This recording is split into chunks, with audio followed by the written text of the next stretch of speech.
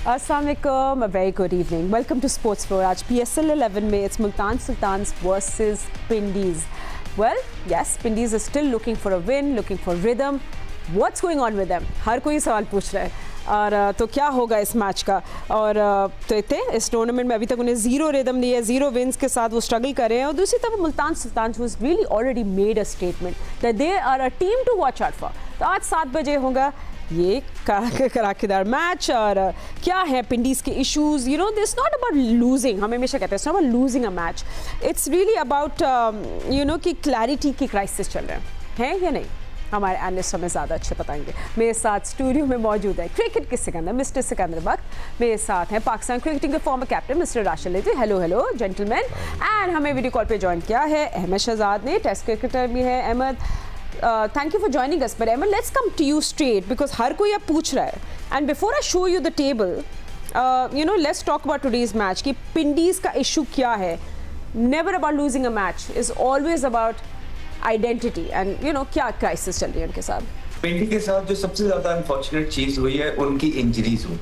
ठीक, और ये तो मानने वाली बात है कि जब आप कोई टीम सिलेक्ट करते हैं, कम टाइम के अंदर करते हैं, तो उसमें के आपके पास बड़े गिने चुने प्लेयर होते हैं जो आप साथ लेके चलते हैं। और उसमें डोमेस्टिक के अंदर इनका जो है वो फखर वो जो जमान खान, वो एक बड़ा जबरदस्त T20 का बॉलर है जो कि बड़ी अच्छी फॉर्म के अंदर था और उसने बिग बैश के अंदर बड़ी परफॉर्मेंस की और उसने डेप्थ के अंदर जो है ना इन पिचेस पे यॉर्कर इज वन ऑफ दोस्त के जो यॉर्कर नेल करता, ओवर में 4-1 यॉर्कर वो मार लेता, थोड़ा बहुत रिवर्स वो करता, उसका नुकसान हुआ है। फिर देखिए नसीम शाह की अगर आप पहले भी देखेंगे तो ऐसा कोई फॉर्म थी नहीं, तो नसीम शाह का एक गैम्बल था जो ऑब्वियसली बड़ा नाम तो है पाकिस्तान का, लेकिन पाकिस्तान के तमाम बड़े नाम जो है वो नाम के हिसाब से परफॉर्मेंस नहीं कर रहे, लेकिन किताबों में दिखाने के लिए वो एक ठीक था कि यार अच्छा चलो ये कर जाएगा बीच में ना 2-3-4 मैच तो इसके गुजरेंगे कि मैच जितवाएगा। वो भी मैच चलते ही जो है ना वो इंजर्ड हो गया। फिर उसके बाद आप रिजवान की बात करते हैं, देखें जो ये सारे अनफॉर्चुनेट सिनेरियोज बिल्कुल हुए हैं पिंडी के साथ, लेकिन एक टीम वही टीम होती है जिसके पास बेंच भी इनफ स्ट्रॉन्ग पड़ा हो। We can understand the fact कि यार जो प्लेयर्स जो पूल है पाकिस्तान के अंदर मुश्किल होने वाली थी, लेकिन फिर मुल्तान सुल्तान भी आपके सामने है, ठीक है, फिर जो कितनी जबरदस्त वो क्रिकेट खेल रही है। फिर जब आप इतने एक्सपीरियंस लोगों की बात करते हैं कि आप देखें रिजवान वहाँ पे मौजूद है, जमामुल हक वहाँ पे मौजूद है, ये सारे लोग उधर मौजूद हैं, 3 कप्तान है जो एसोसिएट है पिंडी की टीम के साथ। और फिर ये जो परफॉर्मेंसेस आई है ये सूट नहीं कर रही है इन तमाम लोगों के जो स्टैचर के साथ, जिसकी वजह से पिंडी पे बात होना बहुत ज्यादा जरूरी है। और हम बार बार ये बात करते हैं कि देखें रिजवान को सेल्फलेस क्रिकेट खेलनी पड़ेगी, कप्तान ही टोन सेट करता है। मैंने पढ़ी, देखिए अच्छी टीम को तो कोई भी जितवा लेता है, आपको ऑस्ट्रेलिया की टीम या पीक की 90s की ऑस्ट्रेलिया की या पाकिस्तान की टीम लाके दे दी जाए तो वो तो फिर आपको ज्यादा कुछ करने की जरूरत है नहीं, वो उनको उनके रोल्स आइडेंटिफाई होंगे, प्लेयर्स में पोटेंशियल मौजूद होगा, वो खुद ही सब कुछ कर लेंगे। आपकी कप्तानी का ये जो वहां पे और ग्राउंड के अंदर मैनेजमेंट बैठी है तभी पता लगता है जब आप पे थोड़ी बहुत मुश्किलात आती हैं। और ये मुश्किलात को जिस तरह डील किया है ग्राउंड के अंदर रिजवान ने, वो उनकी बॉडी लैंग्वेज बिल्कुल उस तरह की नजर नहीं आई है। वो एक होता है ना टीम लड़ाने वाला उनका जो एटीट्यूड हुआ करता था। हमें याद है कि 2 साल पहले तक रिजवान जब PSL के अंदर उतरते थे तो एक वो फायर वायर होते थे, जिस तरह हमने कल भी बात की है कि शायद उस टाइम तक वो पाकिस्तान टीम की T20 की कप्तानी करना चाहते थे, लेकिन अब उन्हें भी पता है कि उनके चांसेस कम है और इसी लिहाज से आप देखें कि उनकी बॉडी लैंग्वेज में फर्क है। फिर आप राइट मैन जो टीम अवेलेबल है आपके पास ऑलरेडी इंजरीज के बाद, वो भी तो आप नहीं सही तरीके से खिला रहे। आप देखें कि अब्दुल्ला फजल जो है आप उसको यूटिलाइज ठीक तरीके से नहीं कर रहे, जो कि बहुत अच्छा प्लेयर है, बहुत जबरदस्त प्लेयर है। फिर Rizwan as a leader modern day cricket नहीं खेल रहे हैं, वो अभी तक दूसरों से एक्सपेक्ट कर रहे हैं कि दूसरे आए, दूसरे चलाएं, दूसरे चांस लें, लेकिन वो खुद उस तरह का इनिशिएट नहीं कर रहे कि हाँ यार I mean business, I am a leader, I lead from the front, you guys need to follow me. तो जब ये एटीट्यूड एक कप्तान का होता है तो और फिर कप्तान को देखें परफॉर्मेंसेस निकलवानी आनी चाहिए।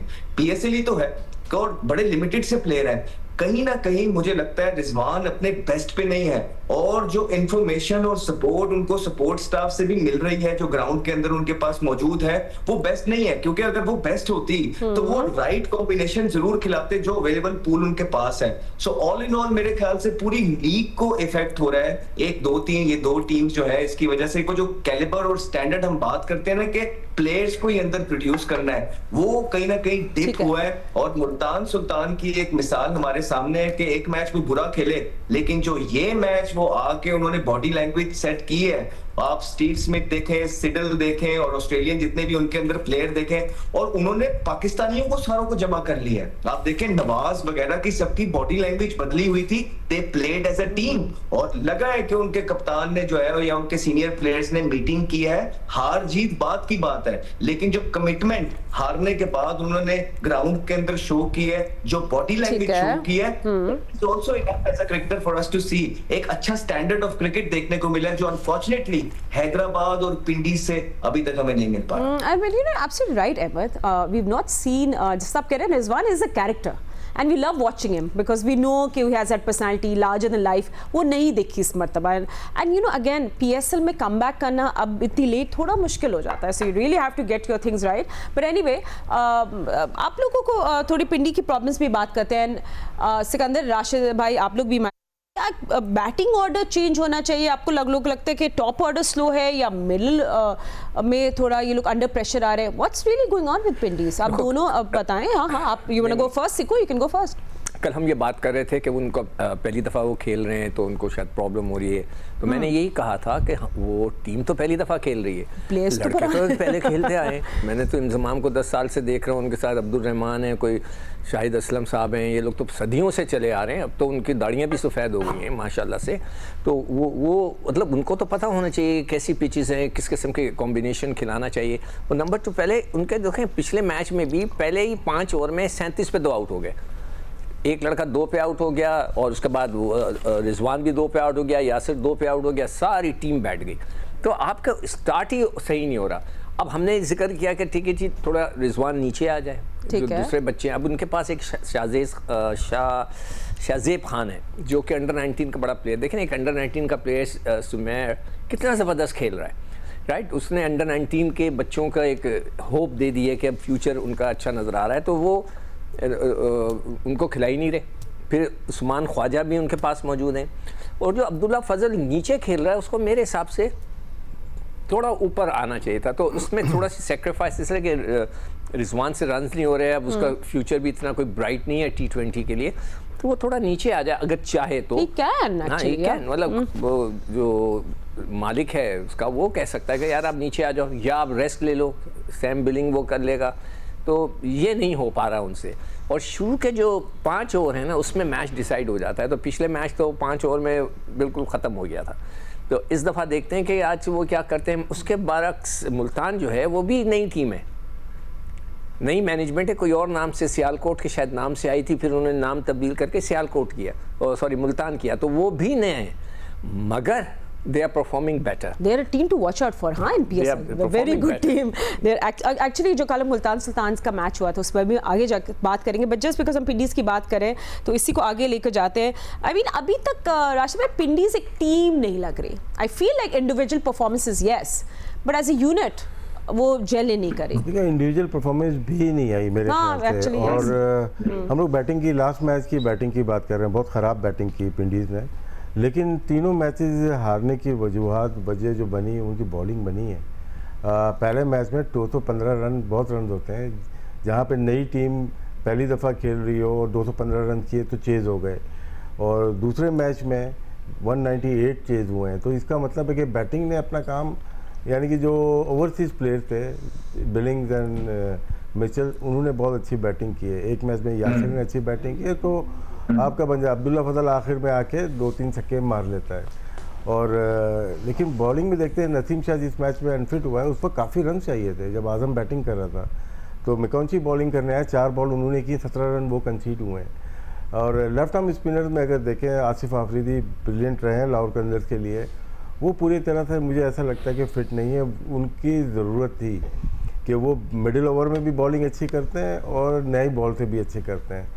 और सबसे ज़्यादा जो लगा कि अच्छी परफॉर्मेंस नहीं दी वो रिशाद हुसैन ने नहीं दी, जो कि राइट आर्म लेग स्पिनर। ये दो बॉलर ऐसे हैं जो कि बीच में मैच को फंसा सकते थे, और रिशाद भी शायद ये आखिरी मैच खेलेंगे, 11 तक होंगे, उसके बाद इनकी सीरीज़ न्यूजीलैंड से ये वापस चले जाएंगे। तो एक और चीज़ नज़र आएगी कि बैकअप कौन आएगा, शाकिब उल हसन आएंगे या कोई और आएगा। बॉलिंग बहुत वीक हो गई है, 2-3 प्लेयर जाने। जब फवाद अली को लिया था फास्ट बॉलर कराची किंग्स से, वो भी अनफिट हो गए, नेट में ही अनफिट हो गए। उनकी रिप्लेसमेंट रज़ाउल्लाह हैं जो कि एबटाबाद के फास्ट बॉलर हैं। तो मैं ये समझता हूँ कि बॉलिंग से बहुत ज़्यादा फ़र्क पड़ता है। बैटिंग चल जाती है ये कभी कभार ना, इतने सारे बैट्समैन आप 7, 8, 9 तक ले जाते हैं, तो बॉलिंग में एक भी वीकनेस होती है ना, वो आप कर ही नहीं सकते। एक पांचवा अगर आपका ऑलराउंडर है जो 2 ओवर कर सकता है, उसको एज ए पांचवा बॉलर कोई भी टीम खिलाएगी 4 ओवर के लिए, तो वहाँ पे आप नहीं आ सकते, वो कम्पीट ही नहीं कर सकते। तो छठा बॉलर किसी भी टीम के लिए बहुत ज़रूरी है। शायद यहाँ पे कोई ऐसी गलती हो रही है जिससे बॉलिंग बहुत ज़्यादा वीक नज़र आ रही है। अच्छा फातिमा, एक चीज़ देखिए, मैं थोड़ा सा इसमें देखिए, ये भी होता है कि अगर 215 चेस करा रहे हैं, 198 चेस करा रहे हैं, जिस जैसी भी आपकी बॉलिंग है, कप्तानी फिर किस चीज की है आपकी? इतना एक्सपीरियंस आप डिफेंड करें ना अपनी कप्तानी से। आप देखें, आप अंदर जो है टैक्टिकल डिसीजंस आप ठीक लेते हैं, आप आउट ऑफ द बॉक्स चीजें करते हैं। लेकिन यही तो हम बात करना चाह रहे हैं कि सारी चीज में आप देखें मनमानी चलती है ना। फिर आप एज अ कैप्टन अपने लोग लेके आते हैं, कोच आप अपनी मर्जी का लेके आते हैं। अब्दुल रहमान साहब, जिस तरह सिक्कू भाई ने जिक्र किया है कि जहां जहां रिजवान जाते हैं उनके साथ साथ होते हैं वो देखें आप सारी चीजें। फिर इंजमामुल हक साहब जो है वो वहां पे बैठे हुए हैं। तो कहने का मकसद है कि हम हार जीत पे बात नहीं कर रहे, फिर ऑन करें और देखेंगे सारे लोग जो भी बैठे हुए हैं, क्योंकि इन्वेस्टर ने काफी पैसा लगाया होता है, वो फिर आप पे यकीन करता है कि यार आप उसकी टीम के लिए बेस्ट से बेस्ट करेंगे। तो वहां पे जब आप अपने फेवरेट्स को साथ लेके चलते हैं, वहां पे आप अपने दोस्तों को साथ लेके चलते हैं, वहां पे फिर टीम का नुकसान होता है। और फिर इसमें ब्लेम गेम नहीं खेलनी चाहिए। फिर आपको ये हाथ खड़ा करके कहना चाहिए कि हाँ जी मैं जिम्मेदार हूँ, मैं अपनी मर्जी से ये 3-4 प्लेयर भी लेके आया हूँ, ठीक है, मेरी मर्जी से ये कोच भी आया है, और मैं ही हाथ खड़ा कर, और मैं ही जो है एज अ कैप्टन भी अंदर चीजें करने की कोशिश कर रहा हूँ। 215 मैंने एज अ कैप्टन चेस करवाया है, 198 मैंने एज अ कैप्टन चेस कराया है। मेरा प्रॉपर इनपुट होता है प्लेइंग 11 के अंदर, और मैं जो है ना हाथ खड़ा करता हूँ, मैं जिम्मेदार हूँ हार का। तो रिजवान को या जो मैनेजमेंट भी बाहर बैठी है, हम ये एक्सपेक्ट करते हैं। बाकी अच्छी पूरी क्रिकेट खेलना इट्स ओके, टीमें हारती हैं, टीमें जीतती हैं, not the first time. But हमें प्रॉब्लम ये होता है कि अगर आप इस तरह की क्रिकेट खेलते रहेंगे तो एक तो जो हमारा ब्रांड है, लीग है, जिसकी हम बात करते हैं कि यार इसको दिन ब दिन ऊपर जाना चाहिए, इस तरह की क्रिकेट खेलेंगे तो वो ब्रांड आपका ऊपर नहीं जाएगा। फिर आप जिस पे डालेंगे वो फिर ज्यादती हो जाएगी 1-2 प्लेयरों पे। तो मेरा मानना ये है जो सीनियर प्लेयर्स होते हैं, जो करता धरता होते हैं, जो टीम बनाते हैं, उनको हाथ खड़ा करके कहना चाहिए कि हाँ जी हमारी गलती है। अच्छा, मैं जो कहना चाह रहा था, देखो मैं कितने अरसे से एक चीज को जोर दे रहा हूँ, फिटनेस टेस्ट। अभी राशिद ने बताया कि आसिफ अफरीदी भी अनफिट हैं, कोई वजह से नसीम शाह अनफिट हो गए हैं, 2-3 लड़कों के। I don't know if it's true or not, but I've heard some country has also। देखो ना, ये तो पिंडी से इसको थोड़ा बहुत ताल्लुक है, तो ये बता रहा है ना कि फला लड़का अनफिट है, उसके अलावा दूसरे लड़के भी अनफिट हो रहे हैं। By the way, Naseem Shah is completely out of PSL। मैं सिर्फ PCB से फिर रिक्वेस्ट करूंगा, सर आप जब PSL की टीमें बनाते हैं सबके फिटनेस टेस्ट कराएं। ये ज्यादती है कि लड़के जो हैं पैसे लेकर बैठे हैं अनफिट होकर, और वो जो लड़का फिट बाहर बैठा हुआ है डोमेस्टिक क्रिकेट का, वो नहीं अंदर आ रहा। तो प्लीज मैं आपसे फिर रिक्वेस्ट कर रहा हूँ PCB से हाथ जोड़ के, सर हर चौथे महीने बाद इनके फिटनेस टेस्ट कराएं। एक चीज और हो सकती है, इससे ज्यादा बात जो जरूरी है ना, जो अगर आप रिक्वेस्ट वहाँ पे कर ही रहे हैं तो एक रिक्वेस्ट और कर दें कि देखें कि आप कर दो ना यार, मैं तो कर वही कर रहे हैं, जल्दी से कर लो, ब्रेक पे जा रहे हैं मत। क्या डिजर्विंग जो टीम है, प्लेयर्स हैं, वो सिलेक्ट हो रहे हैं, या कहीं ना कहीं फिर जो है ना यारी दोस्ती का आंसर इन जगहों पे पाया जाता है? क्योंकि हम चाहते हैं कि इस टीम का जो फ्यूचर है ना पाकिस्तान का, उनको मौके मिले। जो अब्दुल्ला फजल है, जो शाहजेब खान है, आप उनको खिला के हारे, उनको प्रॉपर जगहों पे उनकी खिला के हारे, कोई बात नहीं, इट्स ओके ना। आप मुल्क का कोई मदद कर रहे हैं, प्लेयर्स डेवलप करके, ऊपर से जो आप अपने दोस्तों को खिला के, अगर टीम इस तरह की परफॉर्मेंस दे रही है, so obviously it's a sign of concern for everybody, for the country. All right, okay, we'll take this conversation forward, but we have to take a short break. Don't go anywhere. PSL का special show is going on, and we'll talk more about this game and जो कल का match भी खेलेगा मुल्तान सुल्तान का, right after short break. Don't go anywhere. Welcome back after the break. You know हम लोग आज की मैच की तो बात कर रहे थे, पर इससे पहले हम थोड़ी फिटनेस की बात कर रहे थे, but fitness about players and Rashid भाई आपका थोड़ा मतलब आप बात करना चाह रहे थे अबाउट प्लेयर्स एंड फिटनेस जो सिक्कू कह रहे थे। ठीक है कि पाकिस्तान क्रिकेट बोर्ड या फ्रेंचाइज जब आप ऑप्शन हो जाता है या ड्राफ्ट हो जाता है, जो प्लेयर सेलेक्ट हो गए उनका मेडिकल टेस्ट होना चाहिए। और जो फिट है उसको साइनिंग उनकी होगी जो फिट होगा। आपको ज़्यादा टाइम नहीं लगेगा, MRI होगा, आपका एक्सरे है, आपका ECG है, ब्लड टेस्ट है, उसके अंदर तमाम चीज़ें आ जाएंगी। फास्ट बॉलर के नीज एंड एंकल और बैक इसका थॉरली मुआयना होना चाहिए, उसके बाद कॉन्ट्रैक्ट साइन होना चाहिए। बहुत सारे निगल वाले प्लेयर कैरी कर रहे हैं, तो उसका टीम को पता होना चाहिए कि हमारे पास कौन से प्लेयर्स हैं और इसको हमें खिलाना है नहीं खिलाना। 2 मैच खेलते हैं उसके बाद अवेलेबल ही नहीं है, तो इसमें मिस्टेक हर सबकी है, प्लेयर की भी। सॉरी मैं राशिद एक बात पूछ सकता हूँ, ये जो सपोज करें एक आदमी को 1 करोड़ रुपया मिल रहा है, अगर वो 2 मैच खेलता है बाकी में अनफिट होता है तो पूरे पैसे मिलते हैं या कटते हैं?